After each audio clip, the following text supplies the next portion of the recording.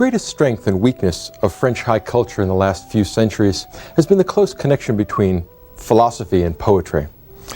Henri Bergson, who won the Nobel Prize for Literature in 1927, was one of the great exemplars of this connection between philosophy and poetry in French culture and in high cultural thought.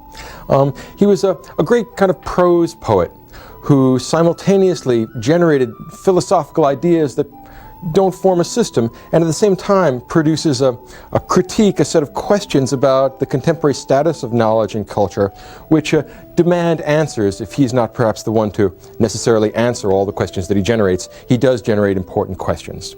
What he thought he discerned in nature and in the world around us is something called élan vital, which we might describe as the life force, something that is the opposite of mere matter, a thing that has a creativity, dynamism, if not direction, at least motion.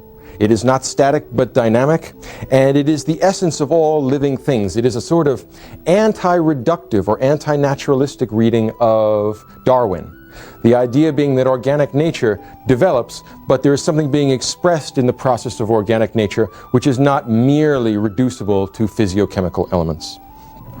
We might think of the élan vital as sort of the inverse of entropy. Instead of moving towards greater and greater simplicity and greater to greater lack of energy, élan vital is the driving force behind all of organic evolution, which moves us towards greater complexity, towards a greater domain of activity rather than a smaller domain of activity.